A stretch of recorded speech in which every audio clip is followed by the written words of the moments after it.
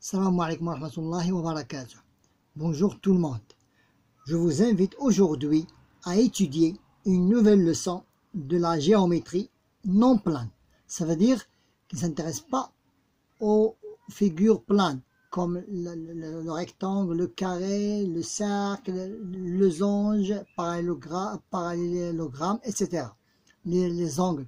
Mais on doit s'intéresser aujourd'hui aux géométries de l'espace. Ou bien la géométrie dans l'espace, en introduisant une troisième dimension. Bismillah. Notre leçon d'aujourd'hui, comment représenter en perspective le parallélépipède rectangle. Maintenant, commençons par une description et représentation en perspective. Ça veut dire quoi en perspective? Ça veut dire que je dois exposer toutes les dimensions et présenter-les comme l'arrière-plan. Définition d'un parallélépipède rectangle. Un parallélépipède rectangle est un objet dans l'espace. Regardez, avec ces trois dimensions, c'est un objet de l'espace ayant 6 faces. 1, 2, 3, 4, 5, 6. La même chose pour la deuxième figure, ou bien le deuxième solide. Face rectangulaire ou bien carré. Pour le parallélépipède rectangulaire de cette solide-là, et ces faces sont sous forme de rectangle. Pour le cube, ces faces sont sous forme de carré. Si toutes ces faces sont des carrés, on l'appelle un cube. Maintenant, on peut représenter le cube ou bien le parallélogramme, ou bien en parallélépipède rectangle en perspective cavalière. C'est quoi la perspective cavalière? Ça veut dire lorsque les arêtes sont, voilà, on les appelle les arêtes, sont des côtés. Lorsque les arêtes sont représentées par des segments, et qui sont aussi parallèles l'un à l'autre et qui sont visibles, et les arêtes qui ne sont pas qui sont invisibles, je les ai représentées par des pointillés. On les appelle des perspectives cavalières. Je vous donne un exemple ici. A, B, C, D, E, F, G, H. A, B, C, D, E, F, G, H est un parallélépipède rectangle. Le point A est un sommet. C'est un sommet. Je dois l'écrire d'une autre couleur. C'est le sommet. Voilà, c'est le sommet. Le segment FG. Voilà, ça c'est le sommet. Le segment FG est une arête. On l'appelle une arête. Une arête avec un seul R.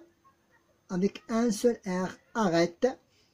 Et le rectangle que vous voyez ici, ABCD ou bien BCDE, elle est délimitée en une face, c'est la face. On appelle la face.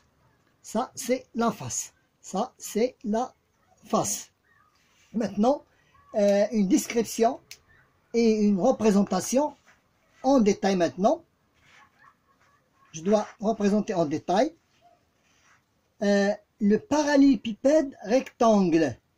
Pour ce qui est du parallélépipède rectangle, ou bien pour ce qui est du cube, il a 6 faces. 1, 2, 3, 4, 5, 6. Et 8 sommets. Ce sont des sommets. 1, 2, 3, 4, 5, 6, 7, 8 sommets. Et 12 arêtes. 1, 2, 3, 4, 5, 6, 7, 8, 9, 10, 11, 12 arêtes. Les faces. Ici, la face est sous forme d'un rectangle, et dans le cube, la face est sous forme d'un carré. Les faces avant et derrière. La face d'avant et la face derrière. La face d'avant et la face derrière sont des rectangles pour le parallélépipède rectangle, et ce sont des carrés pour le cube. sont des rectangles. Comment ils sont? Ils sont superposables.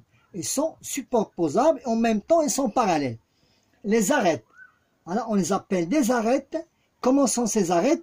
Elles sont représentées en perspective. Ça veut dire en exposition en exposition de toutes les dimensions et qui sont présentées par des arrière-plans. Voilà. Les arêtes sont représentées en perspective par des segments.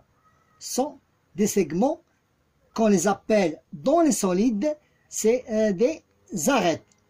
Sont représentés en perspective par des segments parallèles. Voilà, CD est parallèle à AB.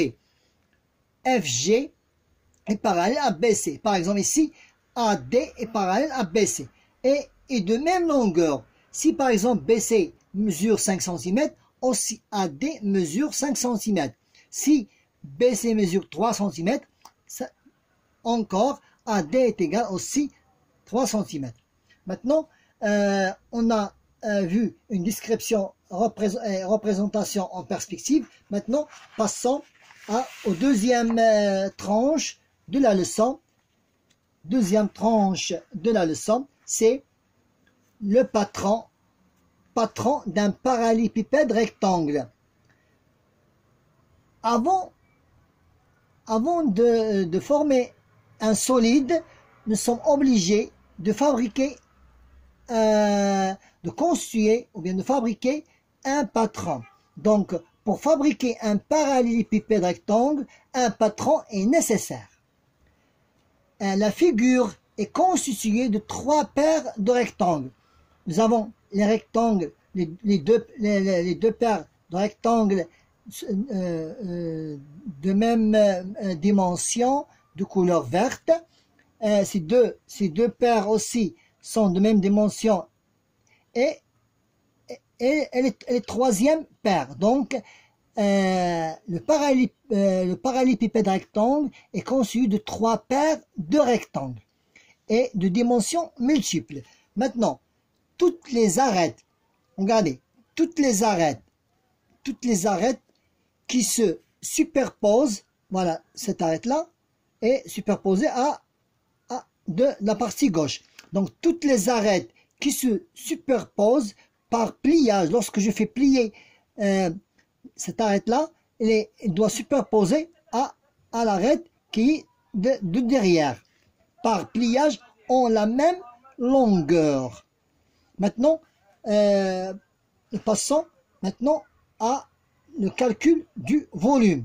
Puisqu'on a fabriqué, on bien construit un patron, on l'a formé sous forme de solide. Maintenant, comment calculer le volume d'un parallélépipède rectangle?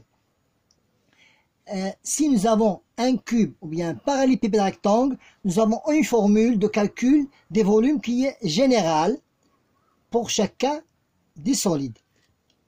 Passons maintenant au parallélépipède rectangle. Pour trouver le volume du parallélépipède rectangle, tu n'as qu'à multiplier la longueur fois la largeur. Ça veut dire que tu dois trouver la surface.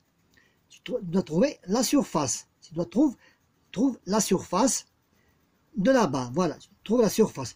Après, tu multiplies par la hauteur. Donc, voilà.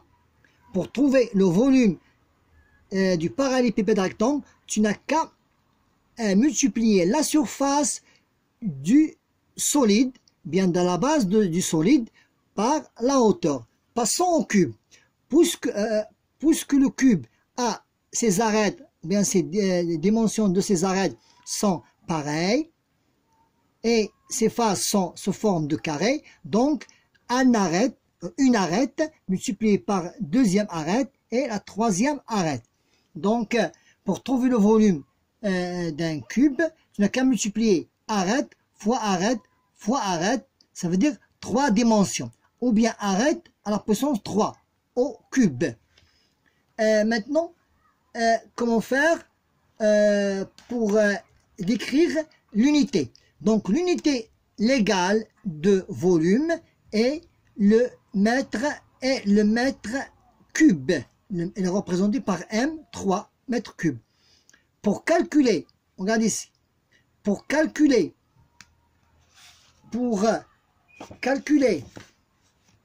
je reprends, pour calculer l'une des dimensions, on divise. Par exemple, il nous a donné le volume et il nous a donné deux de ces trois volumes. Il manque par exemple la hauteur, ou bien il manque par exemple la longueur, ou bien la largeur. Comment faire pour calculer l'une de ces dimensions?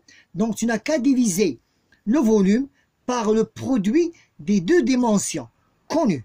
Je reprends la règle. Pour trouver l'une de ces dimensions, tu n'as qu'à diviser le volume par l'une de ces dimensions. Par exemple, je cherche par exemple la hauteur. Pour trouver la hauteur, je divise le volume par le produit de la longueur fois la largeur. Si par exemple je cherche la largeur, si je cherche la largeur, je dois diviser le volume par la longueur fois la hauteur. Si je cherche par exemple la longueur, je divise le volume par la largeur, par le produit de la largeur fois la hauteur. Finissons avec dernière étape de la leçon, c'est la surface latérale et la surface totale. Pour chaque solide, nous commençons toujours par la surface latérale. Ça veut dire les surfaces qui entourent les deux bases. Pour trouver la surface latérale, le périmètre de la base, n'importe quel périmètre. Ça veut dire s'il était le carré, je dois chercher le périmètre du carré. S'il était un rectangle, je dois chercher le périmètre du rectangle. Et je le multiplie par la hauteur.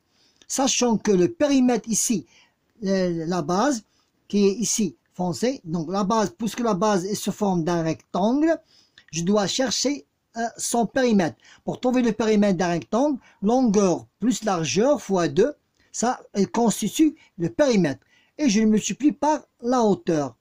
Ça y est. Maintenant, lorsque tu as trouvé la surface latérale, tu passes pour chercher les deux bases, pour compléter la surface totale. Lorsque tu ajoutes la surface des deux bases aux surfaces latérales, tu trouveras la surface totale. Donc, comment faire pour trouver la surface totale? C'est lorsque j'additionne la surface latérale à deux surfaces de base. Donc, surface totale est égale à surface latérale plus la surface de base multipliée par 2. Ici, nous avons la surface sous forme d'un rectangle. Donc, je cherche la surface du rectangle, longueur fois largeur. Je commence toujours par trouver la surface du rectangle. Je le multiplie par 2 parce que tu as ici deux bases superposées. Et je l'ajoute à la surface latérale. Et non l'inverse. Non, je dois faire surface latérale plus 2. Non, non. Je cherche la surface du rectangle, je les multiplie par 2 parce que tu as ici deux surfaces superposées et je l'ajoute à la surface latérale. Maintenant, puisque nous avons terminé avec la leçon d'aujourd'hui qui était comment représenter en perspective le parallélépipède rectangle, et nous avons étudié ces différentes étapes. Espérons que vous avez témoigné de l'intérêt à cette leçon et que vous l'avez jugé important. Merci.